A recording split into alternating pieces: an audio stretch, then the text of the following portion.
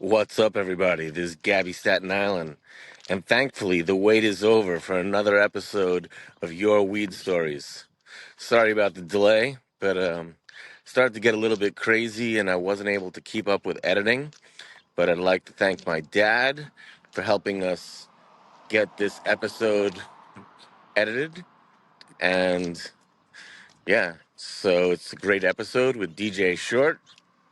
And before we get started, I've had people ask me how they could help support the show.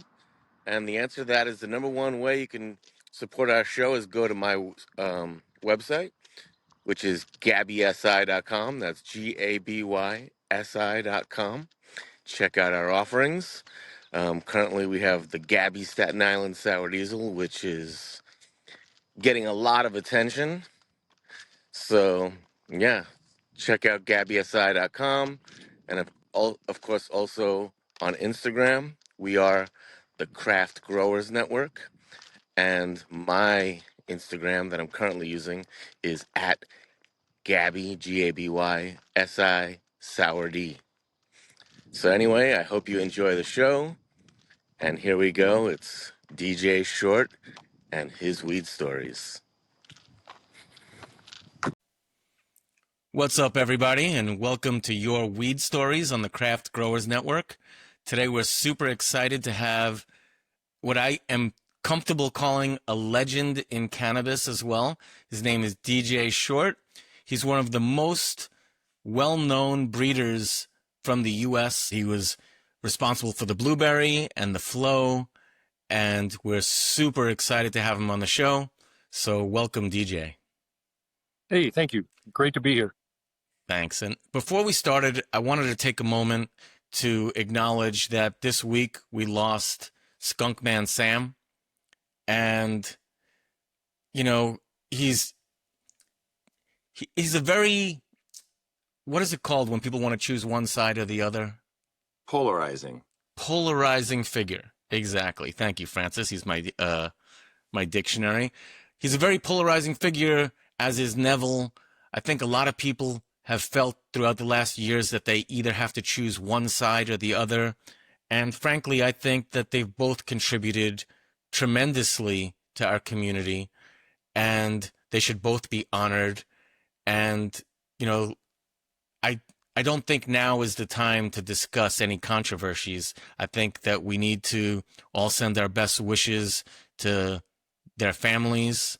And, you know, for a second, just think about, he did make tremendous contributions to our cannabis community. And Notsodog, you were saying something before we started. I think it's a valid point that if you want to say it again. Yeah, I mean, well, I'll do 2 points. One, I was talking to a friend, and I kind of feel like Neville was sort of like the Johnny Appleseed of our community, right? And Sam Skunkman and Rob Clark were sort of like the Luther Burbanks in a way, because, you know, Neville was the first person where you could just like, I mean, and Gaby and I did this a ton. You could open up a catalog and there was an order sheet and you could write down what you wanted and you could send that dude money and you could get seeds. And that was impossible before. You had to know someone, right? Neville was the first person where it was like, here's a catalog, right? And here's an address, you know?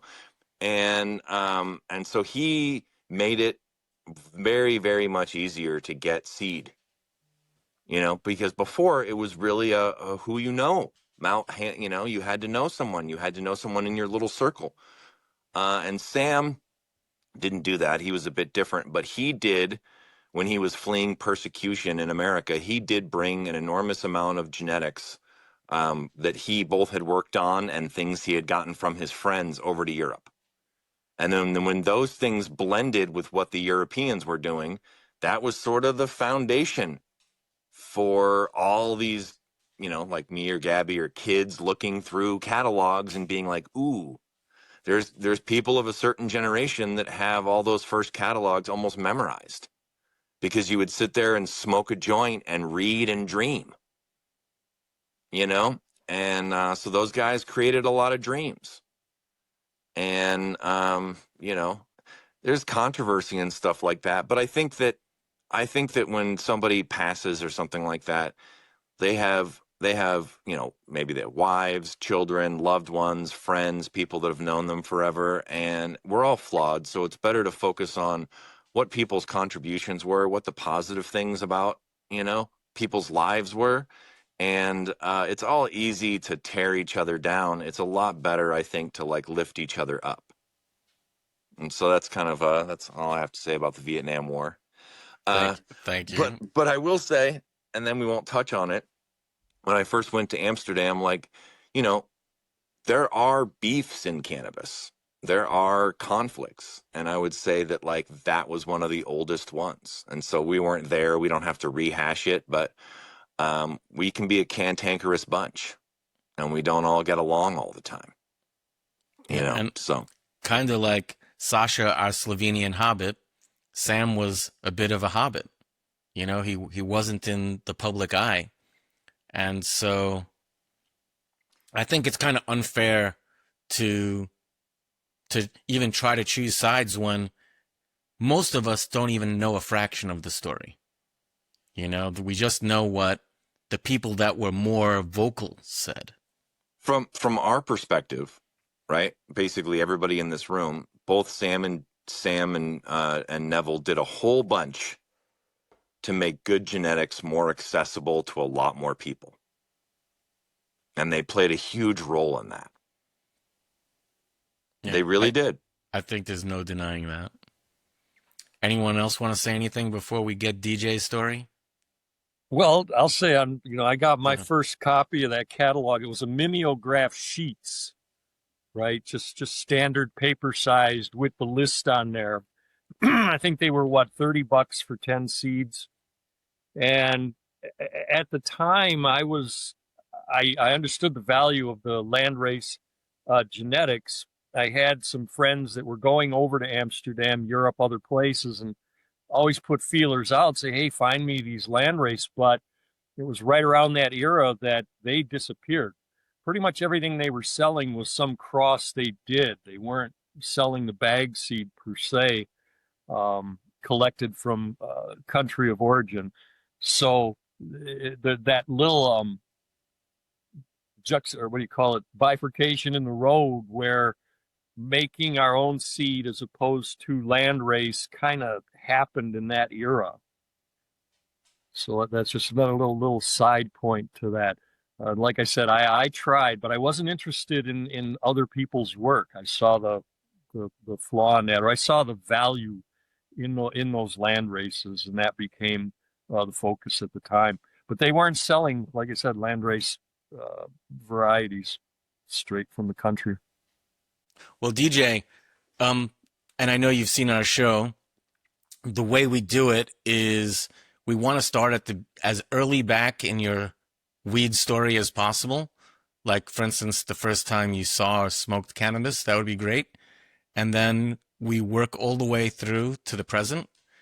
And we like to do the long form. We don't want you to cut stories short because of time. Wherever we get to at the end of our podcast today, that'll be great. And then we can always come back another time and continue your story. So sure. Please go ahead and tell us your story. Yeah, learning about herb. Oh my God. So I was born in 1957, right? Which makes me definitively a child of the 60s. All right. I turned 13 in 1970. I became a teenager in 1970. So I was a child of the 60s, kind of watched all those things unfold. Early 70s then, which then made me a teenager of the 70s. It was an opportune time to be born. And I say that primarily because those who came before me, with psychedelics and that whole nine yards, that there were people who had already, checked out that territory. And it was one less thing to be concerned with for myself. When you're tripping hard, it's like, well, someone else has been here. It must be okay. We must be going to make it. So having that, and then being in that era to have seen all these things.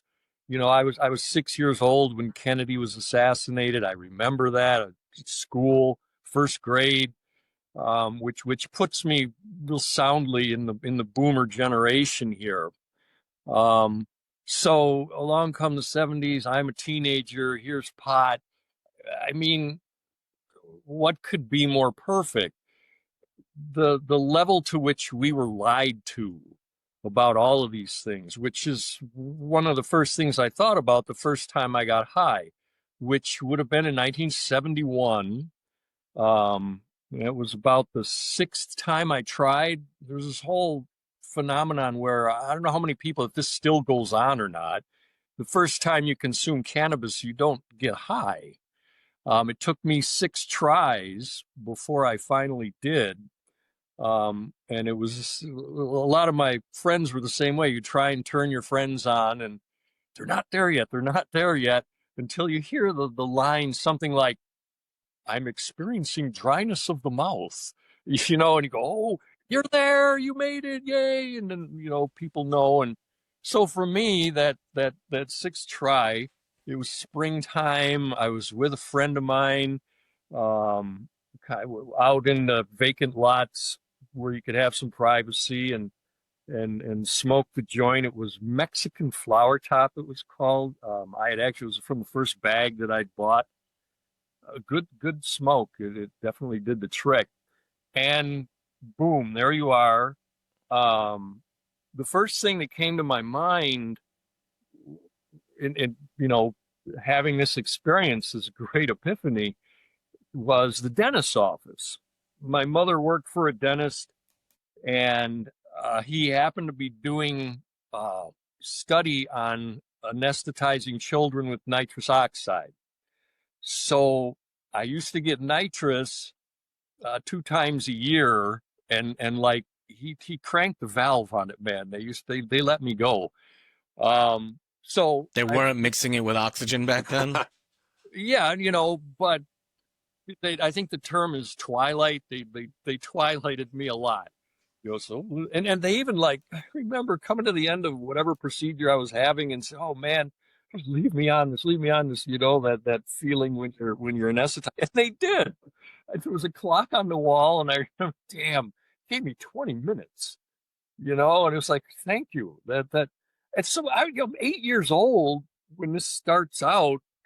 So I have some knowledge of altering my consciousness. At any rate, here I am, high on cannabis again. Whoa, the dentist's office, because I related it to alteration of consciousness. And so, consciousness, wow. But then the second thing that crossed my mind was they lied to me. They lied to all of us, like really bad. And when you have that experience and you go, "Oh my God, this isn't heroin. This isn't hell. This isn't whatever the hell they said was going to happen. This is your body. You feel it in your body. You know it's natural. You know it's not harmful." And so I was kind of livid, because then my next, well, what else did they lie to me about? And I think this is part of the whole anti-drug,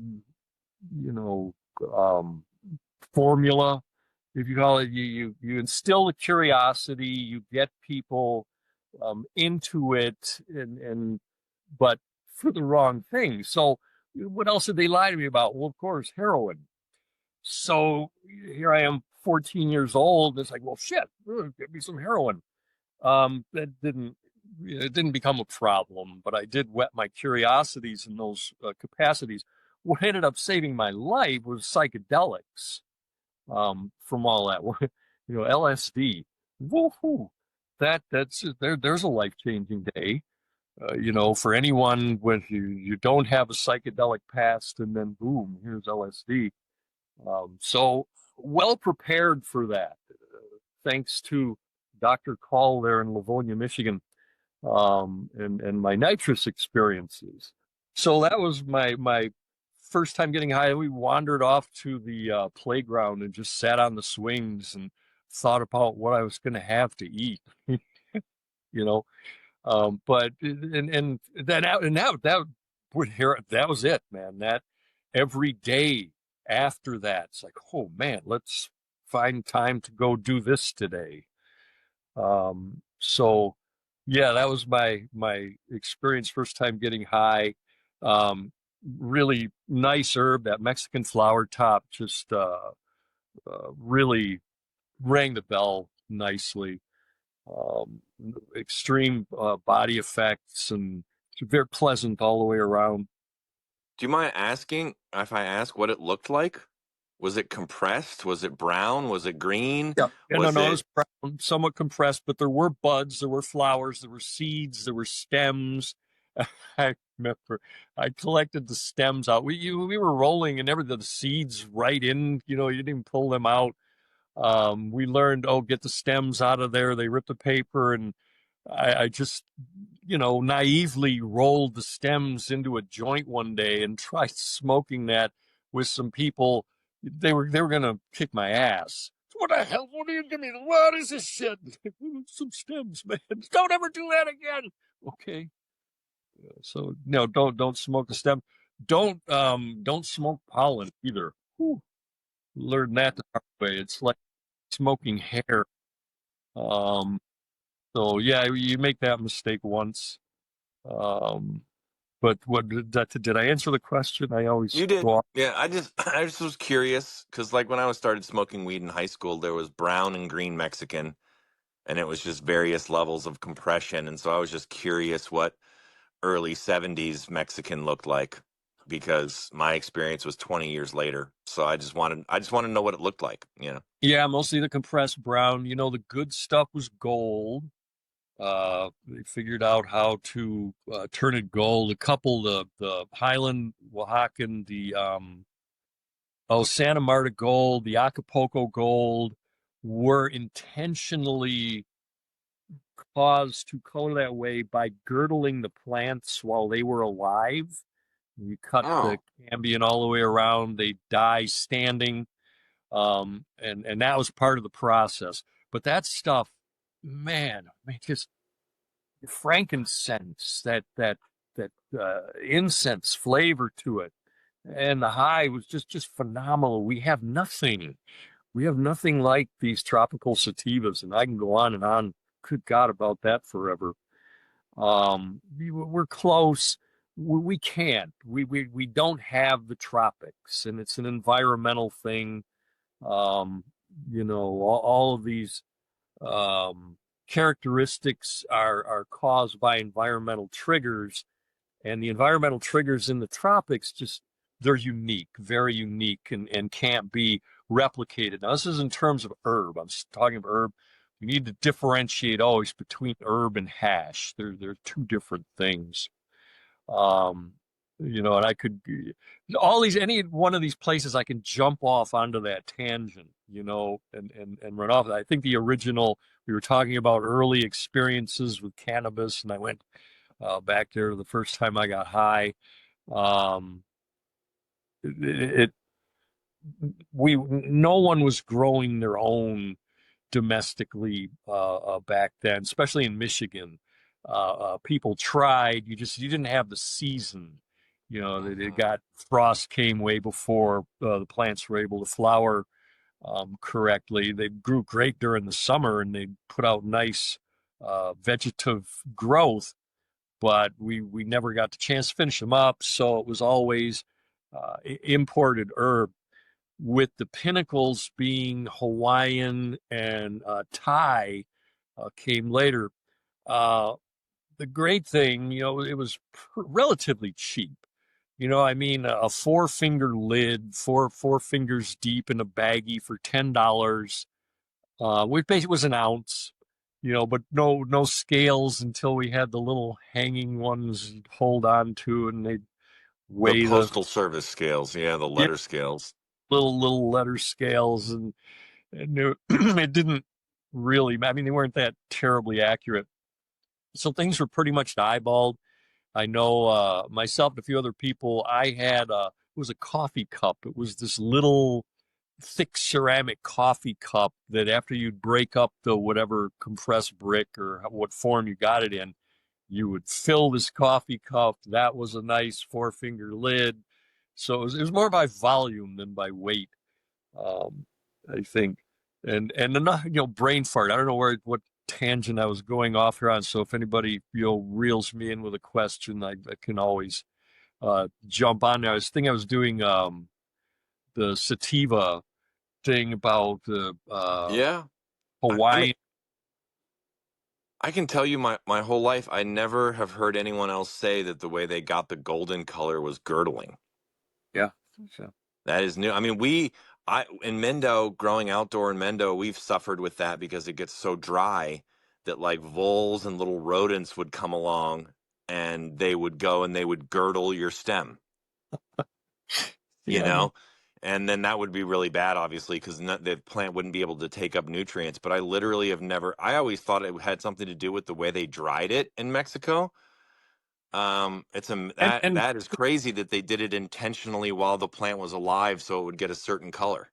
I've never heard that before. This is word of mouth to me and reading articles, right? I was never there firsthand seeing this process, but it came from several different sources about the girdling and it going gold. But that flavor, that frankincense, myrrh flavor, that church incense, and it was an exhale in the air, you'd smell it, and the flavor.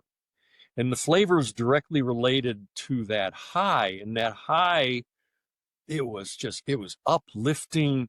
It was social. It put everybody on this level plane. And again, I don't mean to discourage people when I say we're not going to replicate that domestically with herb. What we do have the opportunity to replicate domestically is hash and those phenomenon. And on that subject, I've got this one little picture here. The glandular stalk trichome, all right, that we're all familiar with. And I got this goofy picture here, my simplistic little, the stem with the bulb, the oils are encased in the membrane there. And that's what, we've been trained to look for, what, we're told is where all of the great things are, and they are. But on those earlier sativas, there weren't so many of these glandular stalk trichome. And what there were, sorry for my rendition here, this is the hair, the cystolithic hair right here. And what this is the hair sometimes would secrete the oil, not in a membrane, okay? And it would go right onto the surface of the leaf. So there's speculation, I think Robert Clark has touched on this, that this glandular stalk trichome, this structure, was bred intentionally for hashish production outside of the tropics, for using some method of sieve collection. And it makes sense, right? You're in Afghanistan or you're in Morocco or one of these Lebanon, the places that's notorious for dry sieve production. And it, hey, we need these encapsulated in the membrane so that we can harvest these plants. The winter comes on, it gets really dry and cold. Best time to make the hash. Whereas in the tropics, and you have this hair just sort of secreting this oil right on the surface of the leaf, one thing you note is the tackiness, the stickiness of that plant. The old Thai weed we used to get, you could kind of test it. You throw it at the wall and it would stick. It was kind of like pasta. You would say, oh man, that's a good one. It sticks to the wall. And so the tropics is hand rubbing. The kind of exception to this, the place that's on the border of all this, is Nepal, because Nepal technically isn't in the tropics. It's just outside of the tropics, but they've got this extreme elevation. The Himalaya takes you way up there. So they're still doing the hand rubbing there. And again, so many tangents. I bring that up and say, oh God, there's this and there's this and there's this. So I try to stay on track. But I just wanted to make that note that these, the glandular stalk trichome may very well have been bred strictly for hash production outside of the tropics.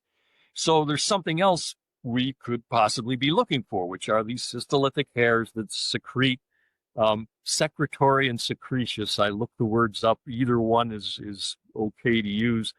But to look more for those hairs, to look for tackiness, stickiness in the bud, which is indicative of some drug thing, desirable drug thing being in there, sticky stuff, like opium.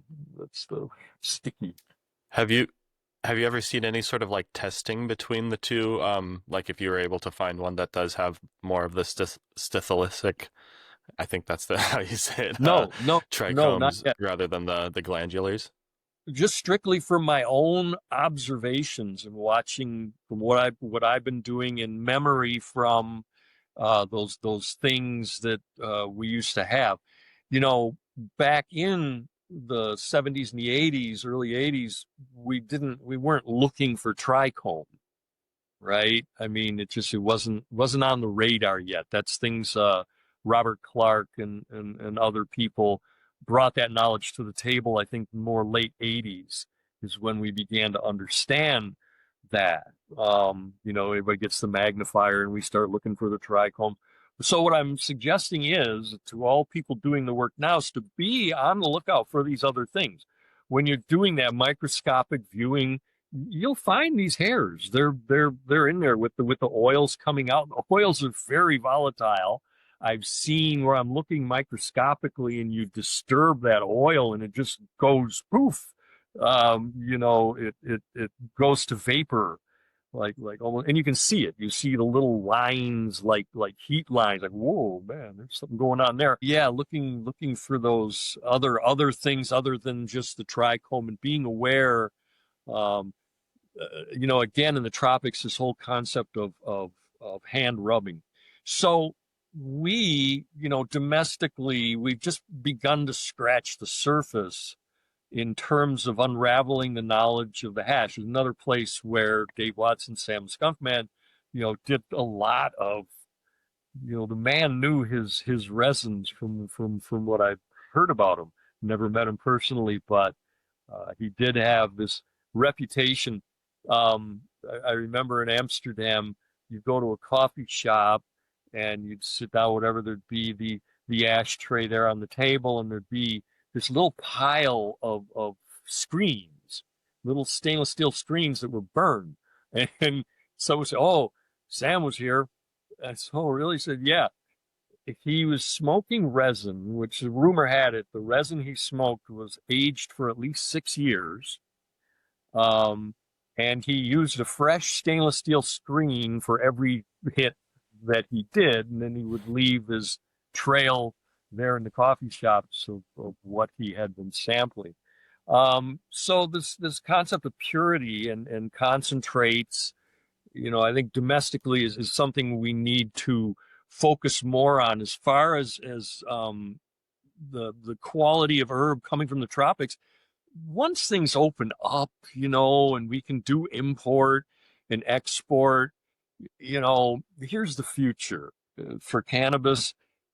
Africa.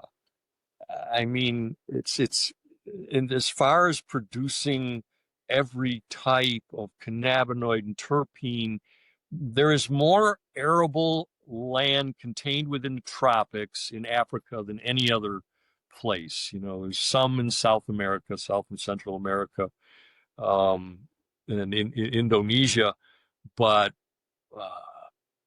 it's the tropics are where the good herb is going to come from, and Africa's, I think, going to be one of the main places to do that. And it's relatively unexplored too. I have friends, Ghana, Kenya, places like that. That there's been some interesting things coming out of. So and as I said, those early bag weeds had lots and lots of seed. Rumor has it, and you know, I can verify that I tried to sprout them and they wouldn't sprout. The larger loads we referred to as mafia loads, those big 80-ton, 100-ton things were coming in by ship, were seeded and compressed. We think were in some way, shape, or form altered in a way that the seeds were, not viable. They didn't sprout. There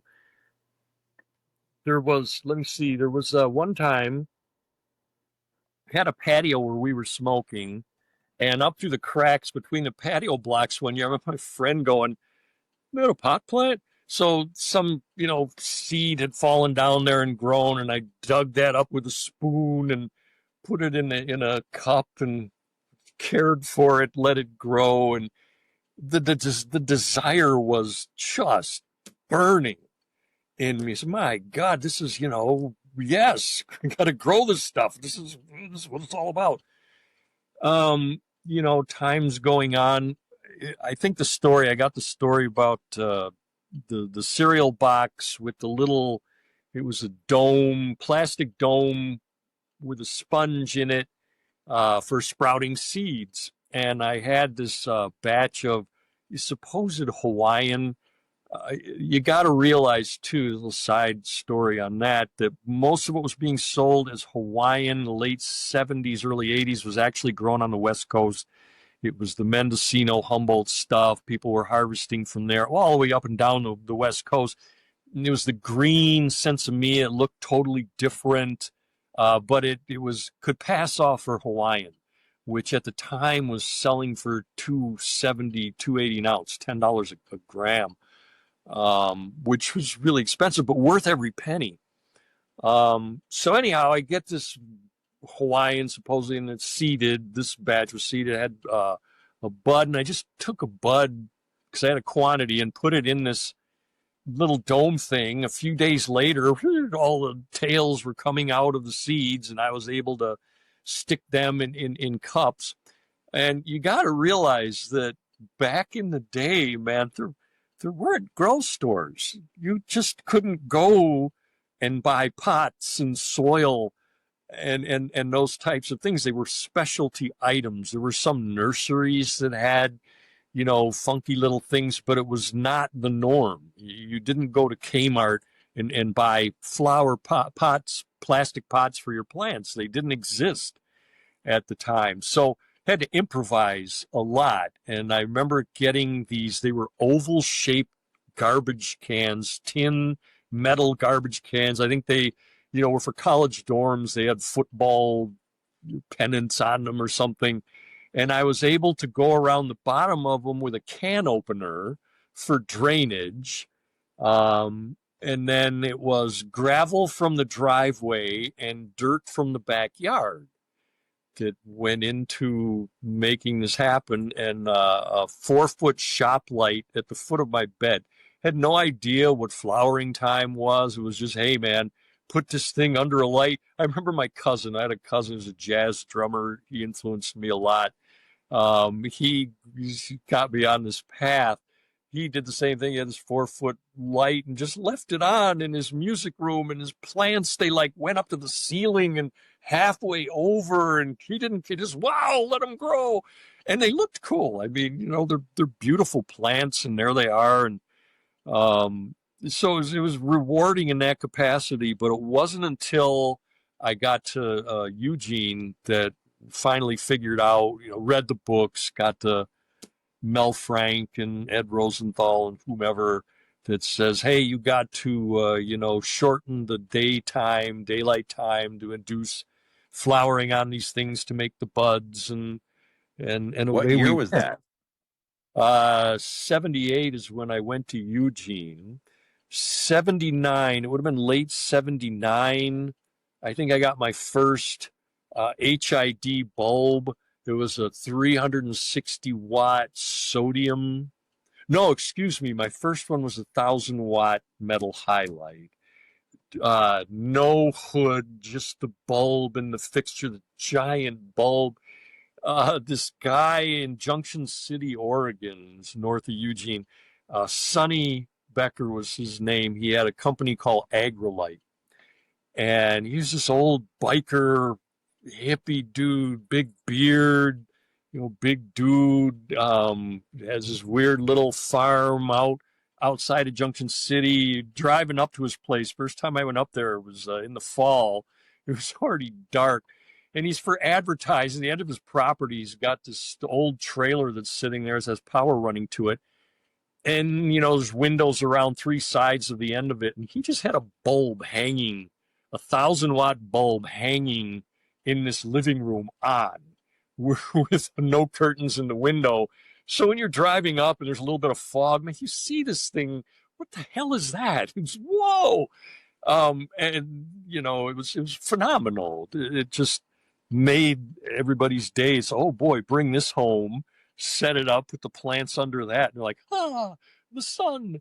But I don't know if safety measures had changed. I used to get sunburns in the room. There was this phenomenon. You would know the growers in Eugene, and some you'd go in the store.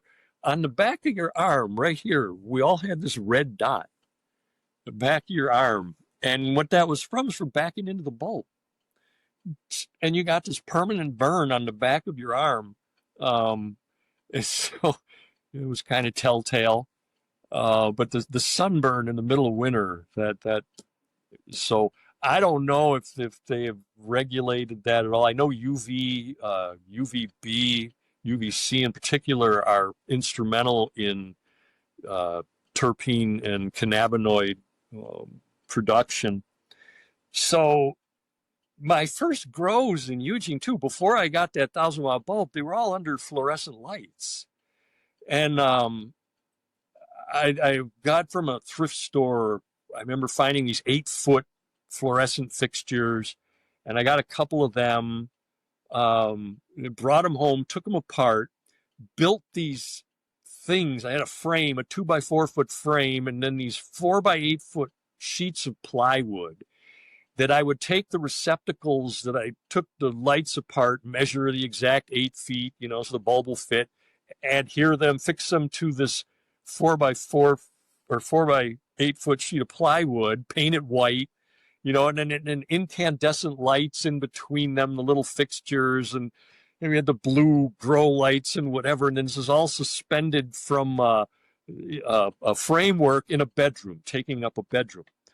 And this was before indica. So these are sativas, 20-week sativas growing under fluorescent lights. The canopy was about, 4 or 5 inches. You lollipop it all the way up to there. You got this 4 or 5 inch canopy, but it was good smoke, and this whole concept of when you grow your own, it doesn't matter. Indica, sativa, none of that. If it gets me high and I grew it, man, that's such a plus. That just adds so much to the experience, I think, and it did for me. And it's very addictive. You just, I want to keep doing this. I want to grow these plants and make this happen. I mean, there were a couple times that frame, it broke, just smashed. Well, there were 2 pieces, right? So it was half the crop, boop, breaks the lights. You have to clean everything up. And those were the days. And that's really funny. And it reminds me of a quote from Chad Westport, who's another podcaster. And he said one of my favorite quotes on the podcast. He said, "Cannabis is a gateway drug to gardening." Yeah, it is. And so it's so rewarding, and the plant is so forgiving. I mean, it's a weed, right? You gotta work hard to screw this up. You put them out and away they go, which is what right now in this day and age, my advice to everybody. We're going through this shift where, it was more of the savvy, freak, hippie vibe, and now it's really going into this capitalistic. Growing your own is highly recommended in places where you have that opportunity. Here in Oregon, we can do 4 plants, but it's enough. You get them out early enough, and a couple pounds per plant is not unreasonable. You're going to have a lot to give away. Yeah, a lot to give away. You're set for the year. Somebody in the family comes down with cancer. You can make your oil right there. It's very self-sufficient in that capacity. So highly recommended to people that's going into the future, what we're, how things are going to change. One thing I'd like to say is that even though DJ and I are separated by about 20 years in age, it seems like it was the same set of books that taught us. Because I like that whole thing of figuring out how to flower it, figuring out what it needs, figuring out what it needs to do to trigger all that. The Mel Frank book, the Rob Clark marijuana botany book.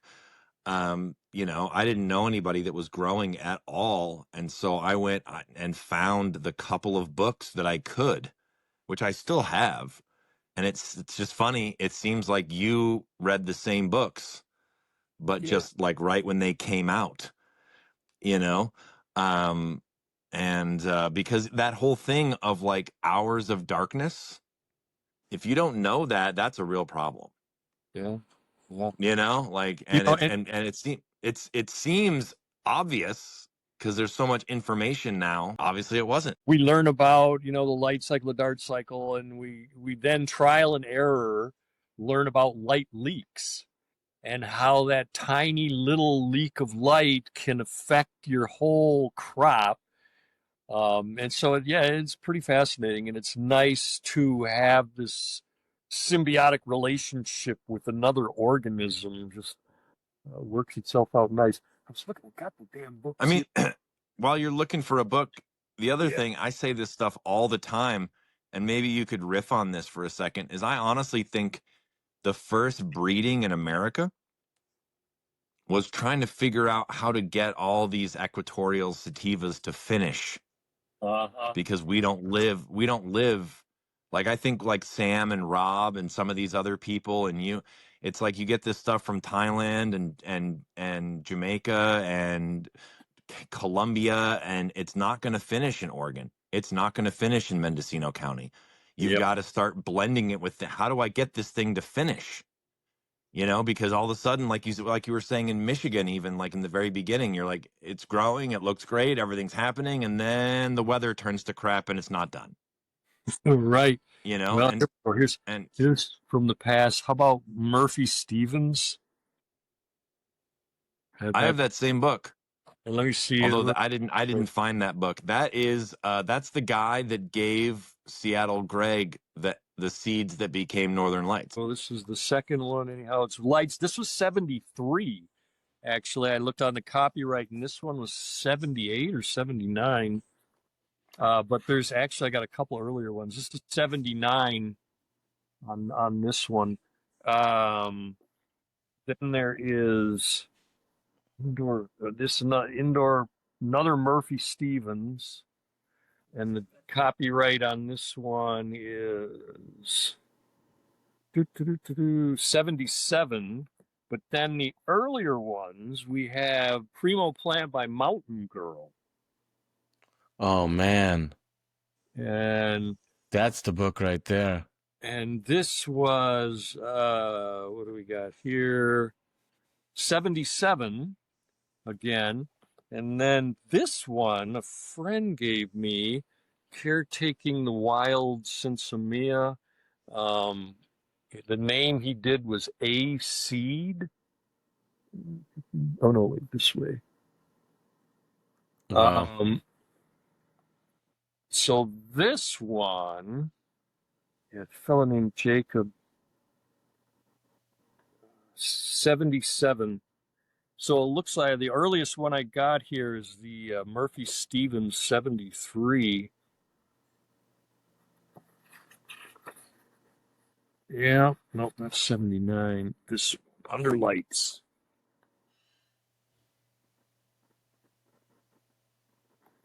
Yes, so this one is from 73. Wow, that's awesome. And one other one in here, just the same. Do you know Mountain Girl? I met her. I met Keezy just briefly. I hate to be a hanger-on, with people, so I kind of just keep to myself in that regard. But I have, a lot of respect for everyone, and You know, as far as psychedelia goes, like just this book, man, just came out this year. It's called Tripping with a Viper. Woman's name is Anne Marie Maxwell. This was like Neil Cassidy's wife, or was gonna be his wife. They were engaged. She wrote her book. um, Wow, that's awesome. yeah, it's very awesome. And she was the individual in Thomas Wolfe's book, the La Honda scene, and the rape of Cassidy's wife by gang rape of his wife by the Hells Angels, you know, and this was supposed to be, oh, and he's shaking his fist. No, well, apparently it wasn't a gang rape. It was consensual. And for that matter, he enjoyed herself. So Oh my gosh. there are some misconceptions that are being slowly ironed out and worked out. Roni Stanley wrote a great book called Owsley and Me. That's another one that recently, a couple of years ago, came out. Um, you know, first how involved women really were in this whole scene. You know, Owsley didn't make the acid. He wasn't the chemist. It was a woman. Her name was Melissa. But these things are slowly coming out. History's weird that way, that time passes, more evidentiary things present themselves, and we get a clearer picture on the past as a result. Well, So Can in I? regards to that, I wanted to ask you just to make an intermezzo because this is the right spot to ask the question I wanted to ask you all the time. Actually, I want to thank you because of a book suggestion you did few years ago on a YouTube channel. YouTube video appeared of you, and you talk about a book by Mesro. You know, really the blues.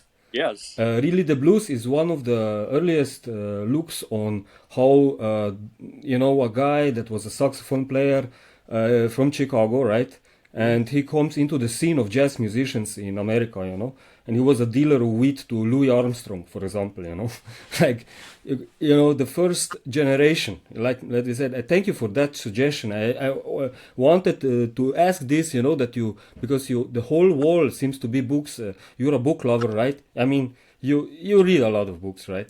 And thank you for this suggestion now, because it's, I mean, people forget about this media called book today, you know. We are so fast, everybody is so fast with information, and nobody is like, not so talk in the beginning that all these catalogs, you know, the catalogs of seed banks, for example, we as kids, they were not so many, you know, and those, you knew you knew it from, if you would wake me up at the middle of the night, I would tell it, you know, all the catalog I knew, you know. So I don't want to jump too far, you know, but I knew about you from one of those catalogs. It is not your seed. It is a seed bank that came from Europe, and they sold your genetics. But as far as I know, Was you were it not Sag involved. Martha? Yeah. No, it was Dutch Passion. Dutch Passion. They Yeah. were later, yeah. Yeah. They released the blue line with the blueberry, the blue moonshine, the blue velvet, and you were not actually, I think, allowed to be in the process of selection. Actually, you gave them the genetics, but you were not really invited or something, yeah? Because in the beginning they talk about you as DJ Short, and now there is no mentioning of you. Actually, Yeah. it's just the blue line. It fall from the sky, you know, like, you know. Yeah, I am mentioned in some of the articles, the early articles in Europe, affiliated with Dutch Passion, and bringing that to the table. Yeah, that whole scenario, the European seed market, just the problems, inherent problems with capitalism, in and of itself. I did with Dutch Passion. I didn't get to see any of the plants. I sampled the finished product. I had given them the seeds. They'd grown them out, you know, numbered them, labeled them. I got samples, then finished product samples that it's okay, yeah, this one's better than this one. And I think selections were made on that. At Sagarmata, I did get to see the plants at least. Um, and had some hands-on in that selection process. And Dutch Passion, I don't know what happened since I left there. It was basically, again, just this folly of capitalism, where I had gone over to that company from Sagarmatha, who just basically wasn't really paying me much, and it didn't look like it was going anywhere. And so I got my seed collection back, which was the important part. It's funny how people think that, you send them something that's supposed to be, it was very clearly said, this is my property. I'm bringing this over for us to do work with. And they consider it then their possession. But I was able to get those back. It's actually a funny story in that. I was thinking about this last night. That whole era, 96, 97, things were changing. The medical market had opened up in the States. California had the Prop 215 and the med thing going on. The cups in Amsterdam were, in full swing, and it was burgeoning. It was really flowering and blossoming at the time.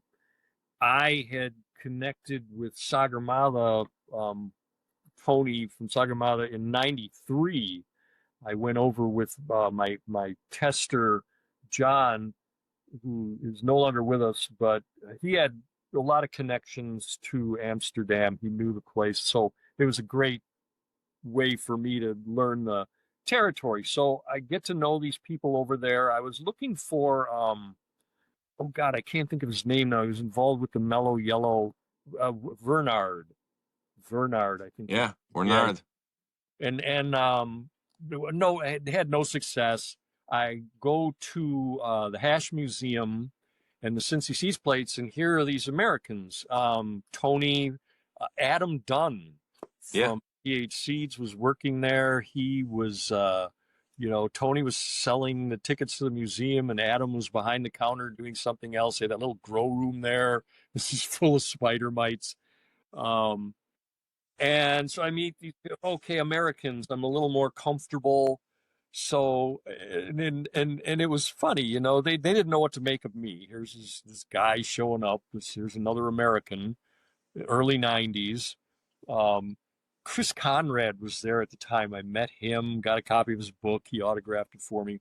I had brought samples with me. I had these dry vacuum sealed buds. My friend John said, don't worry. He said, taking weed into Holland is like smuggling a sandwich into a deli. There's nothing, you just do it, no one's going to say anything. So I brought some of these samples over, and it was initial blueberry. It was some of the early, again, this was '93. So yeah. And I was hanging out, at the museum there. It was kind of busy. Adam was dealing with people. They sort of put me in a chair behind the counter. It's like, well, here, wait until we're not so busy. And I was off their radar, and he was kind of ignoring me. Some people were coming in. I was trying to talk to customers, and they were looking at me like, oh, who are you? Just keep to yourself. Tony shows up, and then Adam got all excited because I had shown him that bud. I'd shown him, so I said, hey, you want to smoke some? And at the time, it wasn't called blueberry. It was called the Kind. The Oregon Kind, and it was that sweet berry flavored indica structured plant. And he got all animated and excited, and goes up and says, hey man, hey, you want to smoke some of the good stuff from the old day? And so I'm like, okay, yeah, I guess he respects me. And so we did, and that the proof is always in the smoke.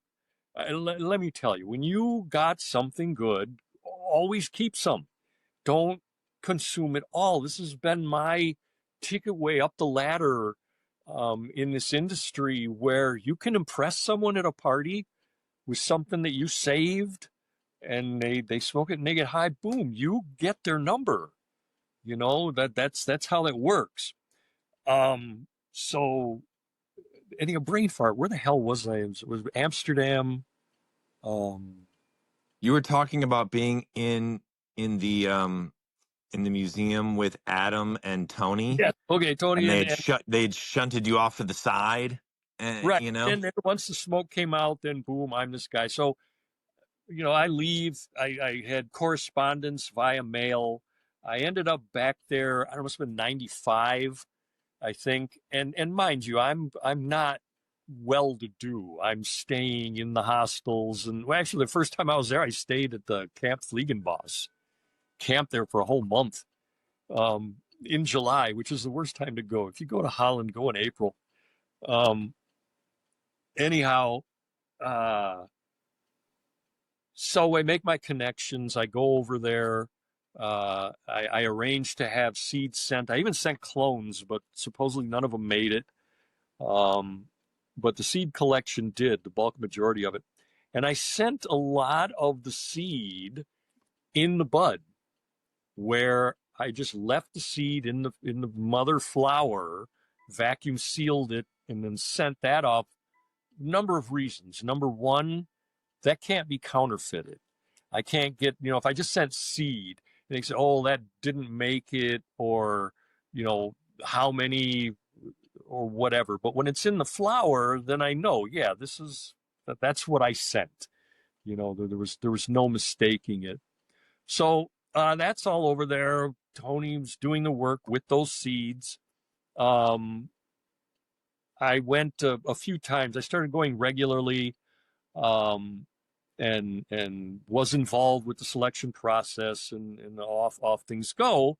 Well, then just never getting paid, or just very minimal amounts. I see what's coming in, and I realize, you know, this isn't happening. So I got to get out of here. Like I said, I got my seed collection back. He wanted to keep it, and I said, well, you know, I'm just going to take this to my room and do the inventory on it. But once I had possession of it, that's mine. That's my property. There's no twist. He got what he needed or wanted out of that donation. So here I am, you know, and he gives me the little spiel too, like, oh, well, I feel I don't have to pay you anymore. It's just that's just the way it is. You know, he says this. I'm like, well, great, you know, wonderful. That's where I got my seed collection back, and so here I am. I'm in Holland. I was up and coming. I think there's already an article about me somewhere, or word of mouth. I knew Mark Emery, all right. And so I go down to the PAX party house. I got my seed collection, went to the room and inventoried it. Go back out. I go to the PAX party house, run into Mark Emery, who I had gotten to know as well. And, you know, just side notes on this. Mark was doing business in Holland, getting seeds, bringing them over to Canada in order to sell them. He found out when he was talking to Tony that, oh, yeah, these blueberry seeds, well, they're coming from Oregon.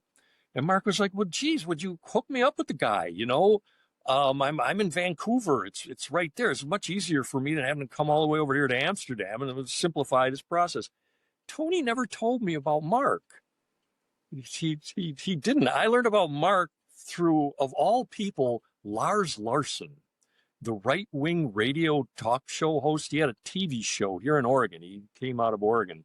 And he did an expose on Mark Emery in Vancouver, BC, selling marijuana seeds through his shop.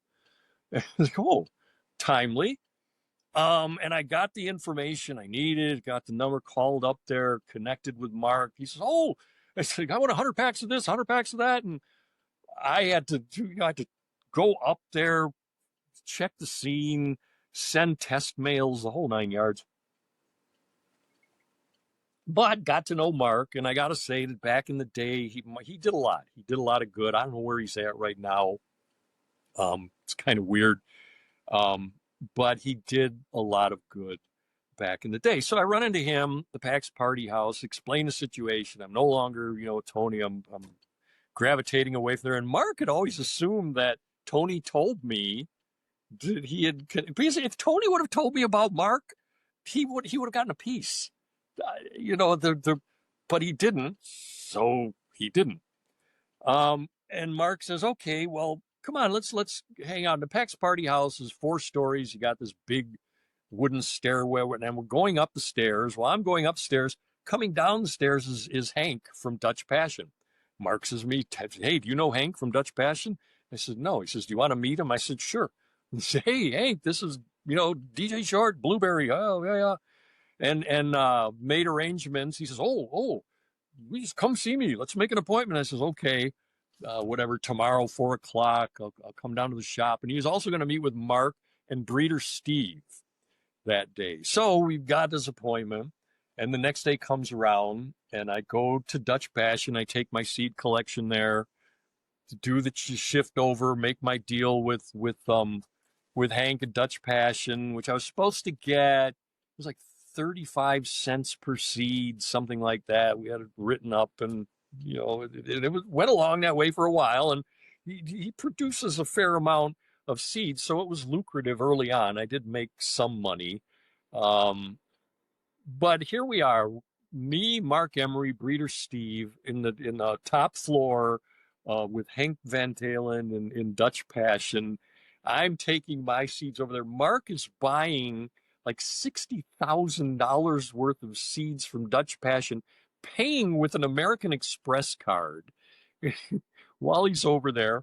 And we, I think that was where I met Breeder Steve, was that day. And then, so we get done doing our business, and Mark has his bag, $60,000 wholesale of seeds. I've got my bag, my seed collection, that I had been inventorying and dealing with.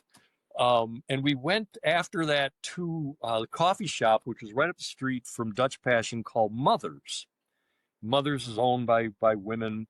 They actually had in Mother's one of the first vape guns. It was a paint gun that they had set in this holder in the wall, and then a button that you would push that activated the paint stripper that was over the bong with the ball that you were hitting on. And so that was interesting. And of course, there was still good hash coming around. The Milana cream was really good, and there was some Afghan that was notable at the time, and always, some of the high-end Moroccans, and that's what we were smoking in this device. And so it's me, Mark Emery, Breeder Steve. I forget who else was there. There's a couple other people, and it's the cup is going on, and people got their lanyards, and they're coming in and out of the Mothers. And it's like, it's people in the know who know, Mark Emery, Breeder Steve, and I'm just up and coming. I'm still kind of a nobody. And we're doing our thing there, and Mark, makes the comment, make sure, remind me not to forget my bag. I said, yeah, do the same for me, because we're in the coffee shop smoking, and it's a common phenomenon. You walk out of there, he didn't want to leave his 60 grand worth of beans. And so I break out some of that bud that I had sealed up. It was the flow, actually. And we smoked that in there. Breeder Steve took this over. He cleaned the seeds out of it, rolled up the joints, and we passed those around. On his judgment, Breeder Steve was actually there working for Cannabis Culture magazine, doing his article on the Cannabis Cup. And he sits down, he smokes this flow. He was like really disappointed in the herb he'd been smoking up to that point. And he said, oh man, this is all bunk. This is all crap. This is, how can I even stand this shit? He smokes the flow. We're sitting in the Mother's coffee shop, and he just looks at me and he goes, man, this is the best damn thing I smoked this whole trip. Now, mind you, it was seeded, and I've got my theories. I think seeded herb is a little more desirable. It's more pleasurable. Anyhow, when he went back and did his article, the flow ended up winning the Cannabis Culture High Times Cannabis Cup of that year, which was at 98. 98, 99, somewhere around then. So yeah, there's the funny little story of Mark Emery and Breeder Steve and the Pax Party House Dutch Passion. And I was with Dutch Passion for a couple of years before he did, the same. The businessman talks, oh, please don't take this personally, but I only want to pay you this one more time, and then I feel that I don't have to pay you anymore. Nothing lasts forever. So what can I do? I talked to lawyers. No, everyone said to me, said, look, buddy, you're just ahead of your time. We can't help you yet. Yeah, I bet. And that's the way it was. But I feel bad saying this, DJ, but I have to exit stage left and go deal with an appointment for my daughter. I loved listening to these stories. You guys can all continue without me. But I am very grateful, Gaby, for you inviting me on to chat and all that and to see all of you. And so I'm going to exit stage left, but thank you very much for inviting me. One thing I wanted to backtrack a little bit on was when you said that you were talking about Owsley not making the LSD and that it was a woman. I don't remember what you said her name was. Melissa. And then you said that Melissa, and you said, these stories are going to come out over time. And I want to relate that back to the Skunkman Sam and Neville conversation, is that, eventually the story will come out, and, it's just going to take time, and rushing it and, trying to make it the conversation on, in groups or something, it's not going to make it come out any faster. Yeah. It's just something that it's going to take time, and eventually, hopefully, we'll hear the stories. And, like we said before, it doesn't change what their significance was, because they had a beef, just like your beef with, with Sagamartha and these other guys. It's like, that doesn't change the significance of either of you guys. I mean, it's unfortunate that, some people don't have business scruples. And I think we've all been through similar situations as you. But, both of those companies, you and Sagamartha were both very influential, in the cannabis scene. Yeah.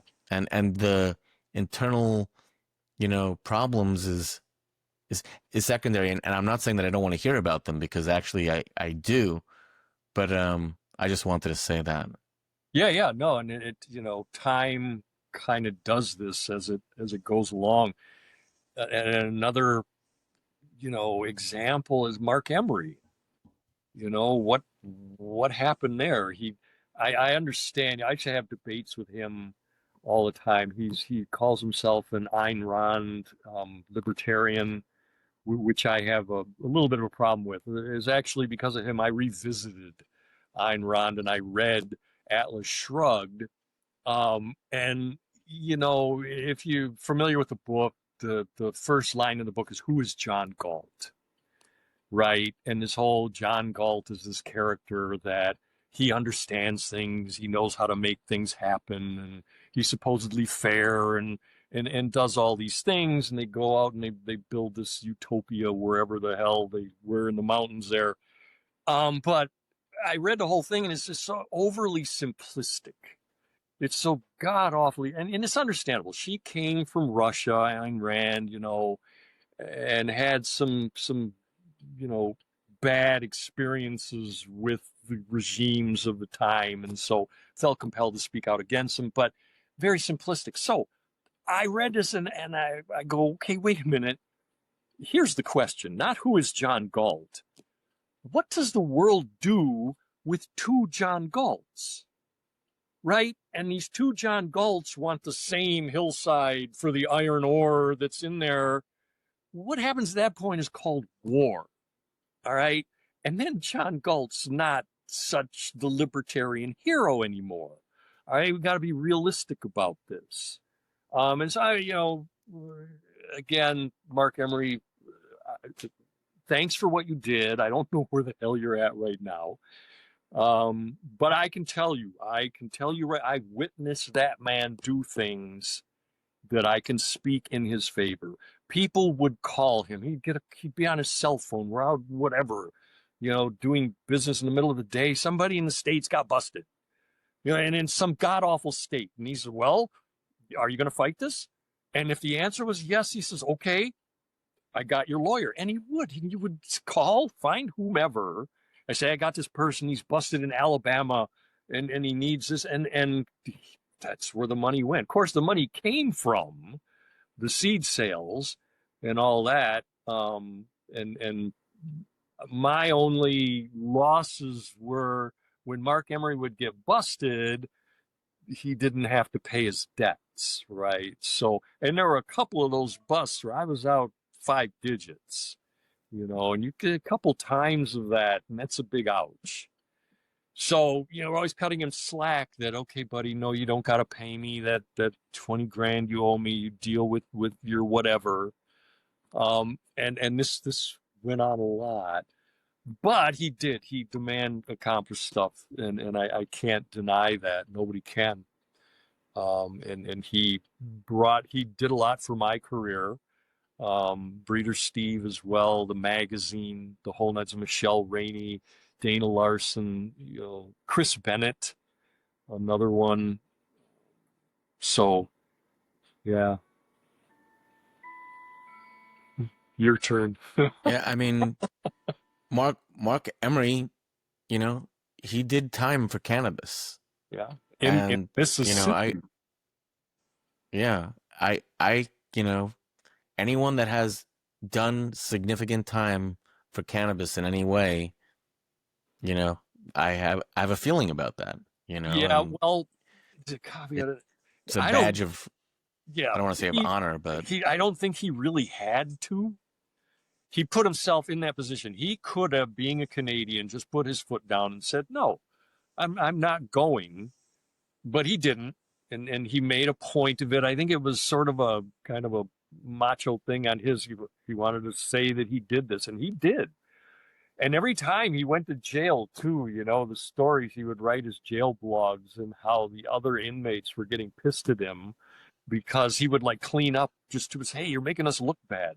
And he said, no, screw you. If I'm going to be here, I want my toilet clean. And if I'm the one that has to be the one that makes the toilet clean, then so be it. And that's just who he was. He's just this type A personality. His whole story going back to London, Ontario, and what was he selling? It was High Times and a couple things that were banned in Canada that you weren't supposed to sell. And he was 16 years old or 15. He was really young. Started this business and went door to door selling High Times, to make that happen until he got busted.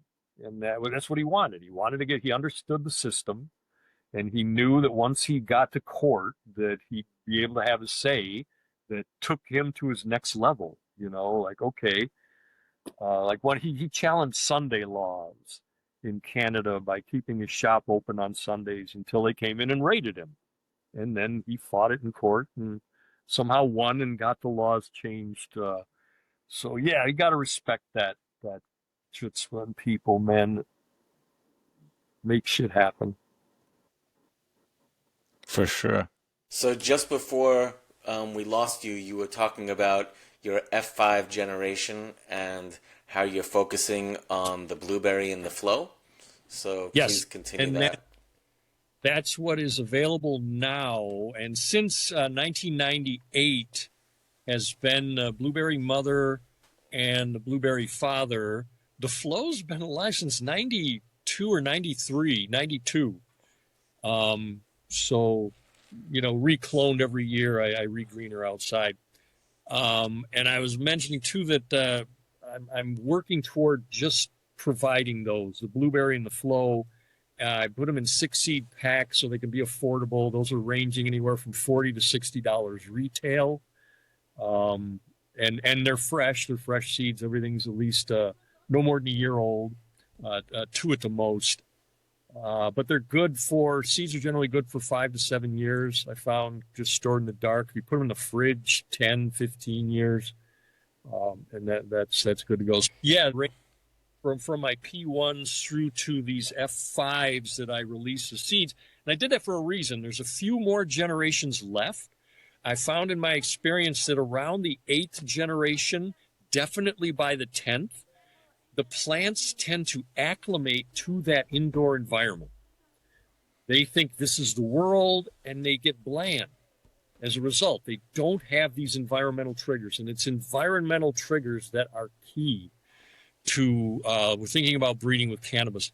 Nice little story that goes with that, with environmental triggers, has to do with purpling and genotype and phenotype. This brings in the concept of genotype and phenotype. Now, in order for a plant to show the purple, it has to have it in its genotype that says, okay, you're going to turn purple. But some of them have, you're turning purple because of this condition, which is cold. When it reaches a certain level of cold, well, I think we found in relating this to other people I've talked to, it's not so much the cold as it is the difference between day and night temperature. So if you can get this greater difference between day and night temperature, you will see the purpling. It has to be there in the genotype in order for the phenotype to express, but the phenotype cannot express until it has the environmental trigger. And so that's good to bear in mind when we're breeding cannabis. And we've created this indoor environment, which is pretty generic, really. I did an article for O'Shaughnessy's a while ago that I'm surprised they published, because I don't have scientific credential. I do have a degree, but I called for a new classification of cannabis where we have indica, sativa, ruderalis, and I called for indoor, cannabis indoor, that it's acclimating to that environment and expressing it in its phenotypes. So just something to bear in mind there as well. And how to tweak that environment, looking for purple, make that difference between day and night temperature. And little tricks like that. Are you saying that even if it's really warm during the light cycle? I mean, so it's the differential, or is it the nighttime temperature that's important? In speculation, and from what people have said, and I tend to agree, I think it's the differentiation in temperature. It's not so much a cold set temperature, like you have to hit 62 degrees in order for this, effect to be seen. Or maybe it is on some traits, but just to bear in mind the difference between genotype, phenotype, and the role that environmental triggers play in terms of, with our plants, just like the girdling to make plants gold. And that girdling also eliminates the chlorophyll. Aging like forever. I've got this right here. Excuse me for 1 second. And I will grab my Violive glass here, if you're familiar with a guy named Pirate Dave, I think. Oh, geez, got dust all over it. Violive glasses with the lid on it. What I have in here actually is some Happy Pussy from 2016, harvested the 23rd of October. And it's still there. And that long cure, it brings out some of the desirable effects. It brings me back to, the Highland Oaxacan and the Highland Thai. Not entirely, but there you are. Thanks. That's pretty awesome. I think you just gave us a real nugget, because many people, when they're trying to get their herb to change color, to purple, they're cooling their room during the light cycle. And what that is actually counterproductive if you're correct, right? Because it's lowering the differential, right? So if you're trying to cool down your room as much as you can when the lights are on, then the differential is going to be less. So the trick is that's going to be something that people are going to talk about. Yep, right before harvest, if you're going for the purple, which I think purple's kind of on the outs right now. At any rate, let your day temp go up a little bit and then bring your night temp down a little bit. And that increases that differential and hopefully would see a greater expression of that. One thing that we've found in the commercial space is that by maintaining that slightly higher daytime temperature, you're also helping maintain your metabolic rates in the plant at a high enough level. And so you actually get a more rapid onset of color change with a greater differential, because you're actually still allowing the plant to process the pigmentation differences and create those purples, those pinks, those blues, yellows, and reds that are desirable within the flower, especially in a commercial space. So you're also increasing your overall yield by maintaining a certain metabolic rate within the plant all the way up into those last couple days when you really want to slow it down to stop any chlorophyll production, cannibalize those extra elements that are in the plant to produce more desirable smoke. Place to point out that the saying, I think Wolfe says this a lot too, we're farming oils. We're farming those oils and those trichomes, the whole the buds and the plant and the structure. That's a means to an end, but it's not the only one.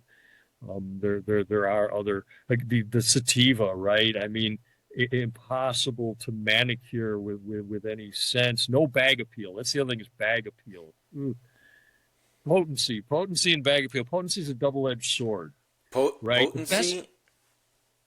Potency and flavor is what matters to me. Bag appeal, that's what the market cares about. But me personally, I want something that tastes good and then has potency. And by potency, not like what a THC test says, but like what your head says after you smoke it. Right, and that's a very subtle difference, because if it's just potency, if it's just THC, you're missing a whole bunch of the ballgame. The best herb, when I talk about herb that I smoke, and again, difference between hash and herb, but the Highland Thai, the Highland Oaxacan, some of the Maui Wowie, Acapulco Gold, Colombian Gold, they were testing, when the DEA was testing those in the day, at 7%. The strongest herb that they were testing from back in the day was the Maui Wowie, and it was coming in at 10% THC. Mind you, their test methodology is a bit more, fair. They're just randomly pulling something out of there. And I suggest to people doing testing, this is how I'm going to do it for myself going into the future. I've got that plant ready to be harvested. I'm going to take a whole branch, okay, stem, buds, leaves, everything, dry it bone dry, grind it up and test that with everything, with the stem, with the shade leaf, with everything in there, to show me what that whole plant is doing. What's the ratio on that whole plant? Not just this, come on, let's face it, there's a lot of cheating going on. With the testing, people either sprinkle more trichome on, take it in to get tested, or you pick the very specific parts of the flower that have the highest concentrations, and you can maybe hit that 40%, but that's not real in nature. Number two, it's not necessarily desirable. There are other things going on. There are other cannabinoids. We're learning about them all the time. What's the big one? Just forgot. CBD. But the big one, and how CBD got found out was Martin Lee, Ethan Russo, Martin Lee, and Fred Gardner. Ethan Russo invited them over. There was a conference on cannabis back in, I think it was in the 90s, scientific conference, and they went and gathered up that information, and that's where Big Pharma already had, the U.S. already had the patent on CBD, and they were going, tumor-reducing qualities, and they just brought this information back, put it out there, and that's, you buy it in Walmart now. A gas station. Yeah. You can get the. I need $20 unleaded, and I need the CBD flower you have over there. Or Delta 8. I mean, wow. And they tried that before with the Delta 8, and it didn't work in the Supreme Court. I don't understand. All of this is just voodoo to me, and it's just leave me alone. Let me do my thing, and we'll take it from there. Hey, DJ. It's actually killing me that I have to do this. Yeah, but I have a hard cutoff. I hope that we can convince you to come back real soon and finish this conversation, because there's so much that we haven't gotten to. Sure. One thing I'd like you to do is please send me a link to where people can buy your seeds, because Old World Genetics. Excuse me? Old World Genetics. Yeah, or DJ Short. If you just do djshort.com, you come to my website, which is DJ Genetics Inc. Or no, just djgenetics.com. But djshort.com will get you there. It wonks out every now and again, for whatever reason. But there's a list on there of the authorized sellers.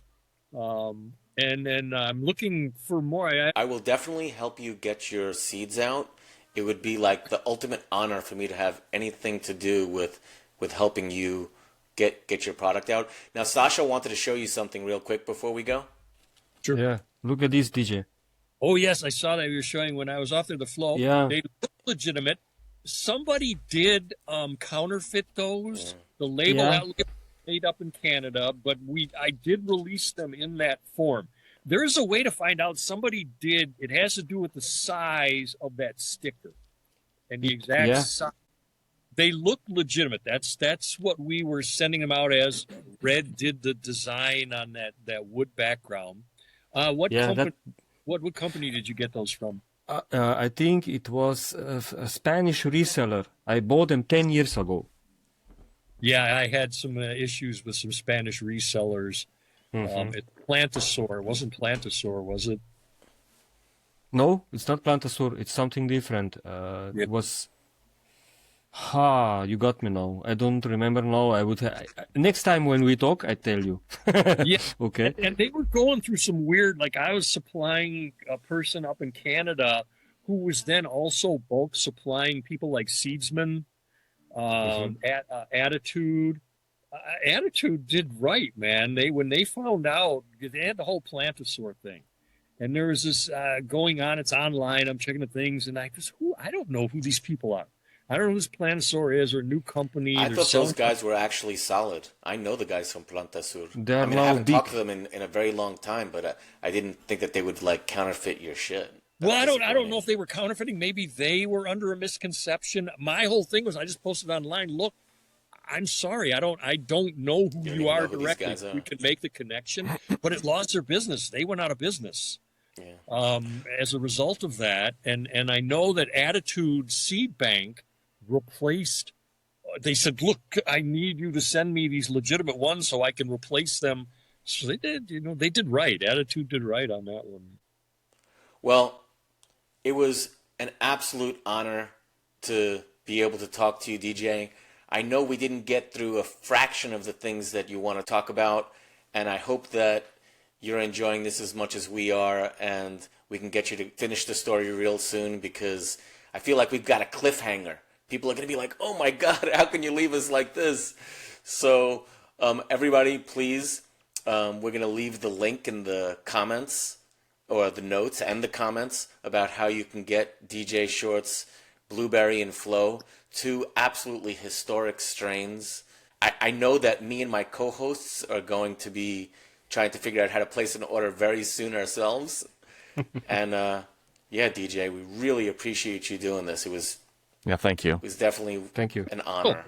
My pleasure. Yeah, thank you as well. I appreciate it. It's been a while since I've done this, but it's so stimulating. And I mean, look, what time are we at here? We're 2.5 hours into this, and it breezed right by. It's fun, right? What we like to say is that it's just friends talking on the couch. Yep. And I'm glad that, you came in and talked to us like friends, because, it really made it special.